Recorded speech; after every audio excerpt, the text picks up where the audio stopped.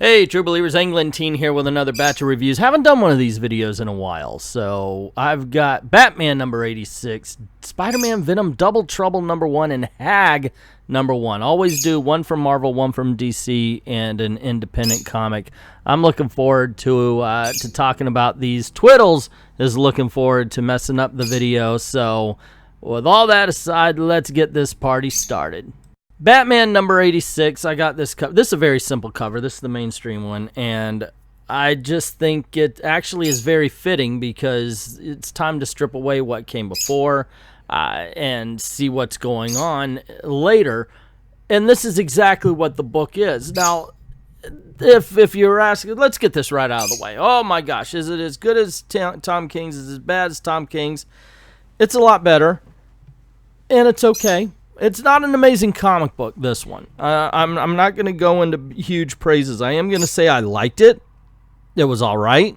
It's a lot of setup. There's a ton of things coming and going in this particular comic book. There's a virus happening. There's dealing with the death of Alfred. There's all sorts of stuff. Fighting Deathstroke. So much stuff happens in this particular comic book that it almost seems overcrowded. And in all honesty, it is the rise of Skywalker of Batman comics.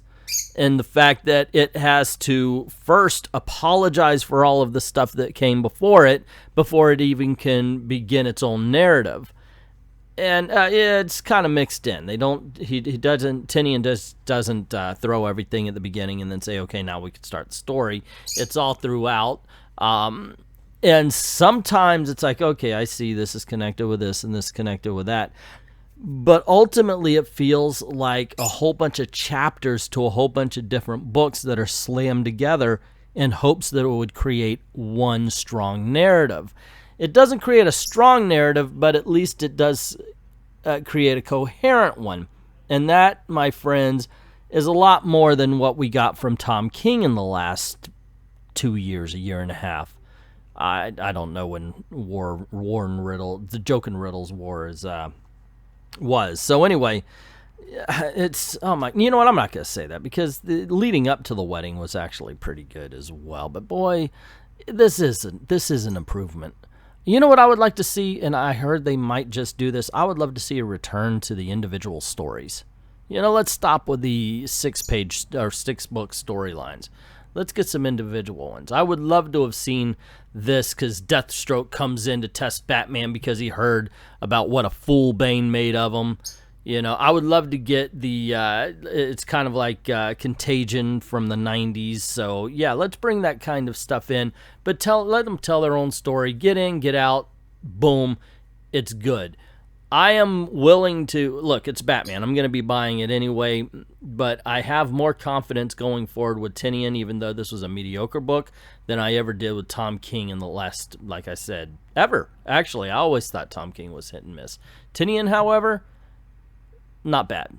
Hag, an independent comic book from ACP, story by Chad Stroop, art by John Clark, and my goodness, I can see them trying to get a movie out of this. I really do. This is a Blumhouse film waiting to happen. Now, the cover would actually make a good movie poster too, gang. Just let's go with it. The thing about this, though, is it's more for the Hulu thing they've got going on than the big screen, because this is Old Man in the Sea, the scary version, where a guy is on a boat. He saw something. He's going to go check on his friend, and he thought he saw monsters. So all the while, we're getting his backstory. We're getting the good. We're getting the bad. We're getting the weird, the whole 9 yards. And it's just a strange and odd tale. But it's a captivating one as well. It's a talking book, mind you. This is very much a talking heads, remember this, remember that, I went to Vietnam, this happened, we found a monster, that kind of thing. But there's no huge action set pieces in this thing. And most of the horror of this particular issue comes at the end. So it's really getting to know this guy. And I think that works very well. Like I said, I'm going to bring up the movie analogy again because that's exactly how a movie should be. especially a horror film. Take the first 30 minutes, 40 maybe even, to get to know your characters so we actually care what happens to them when they begin to get knocked off. And don't just make them caricatures, and this guy isn't. This is a real person here. I really think they did a very good job at creating a flesh and blood person out of ink and paint. And yes, it is painted. Some of the times it's very stylized to the point of you don't know what it's looking at. So I think that is something that they need to work on as they're going forward with the next issues. But it's still workable. It's not a deal breaker as far as the book's quality or anything. I still think it's definitely worth a pickup if you're looking for something different than the big two. If you're looking for something different than capes and tights, by all means, and of course if you like horror comics, by all means check this one out. I don't think you're gonna go wrong with it. Double Trouble, starring Spider-Man and Venom. This is the first issue. I figured, what the heck, I know the second issue is out. Why don't we go back and check it out and see if it's any good. The cover sucks, by the way. And it's written by Mariko Tamaki and drawn by Gurinio? I don't know. So anyway, I did pick this up before I saw it was by Mariko Tamaki. She's the one that messed up She-Hulk for everybody, but she also did a decent Supergirl story that I liked. So maybe I got to go back and check that. Maybe I'm wrong about the Supergirl story. Who knows? But this one, you have Venom out. He's getting some ice cream. He's committing crimes, doing what Venom does. Runs into Hobgoblin, gets into a little bit of a fight. Of course, you got Spider-Man who hears an alarm at a bank. He goes and stops the bank robbery and then goes, oh my gosh, I gotta go and buy me some groceries. And even when he's shopping, he's Spider-Man. I'm gonna get into that a little bit later. But he also webs up raw broccoli, like not in a bag or anything, which I thought, yuck, that's gonna taint the flavor of it just a little bit, don't you think? Well, anyway, we find out that Venom and Spider-Man are roommates for reasons in this comic book. Like I said, this is not to be taken serious at all. Not even in the slightest. And Spider-Man's cooking noodles for the both of them. Of course, Venom takes it all, eats it, everything. And then we see Ghost Spider come up. And once again, she's in costume too.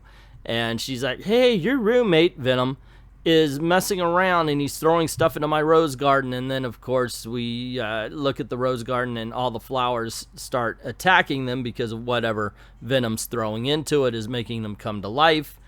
And then we find, you know what, I'm not going to spoil the rest of it. Let me tell you this. The book sucks. It's horrible. Granted, I am not the target audience. Neither are you. Neither is anybody who will probably watch this, because I mark these videos as not for kids. This book is strictly for the kids set. This should be one of those, no, it's not even young adult. This is like 5 or 6 year old. You give them to them. They're learning how to read. That's the kind of thing, that's the kind of person that this is aimed at. So yeah, and it's not fun. Maybe if you were that age, you would find this to be fun. Unfortunately, at 50, I'm just finding it to be silly, stupid, and I really, really regret getting this one.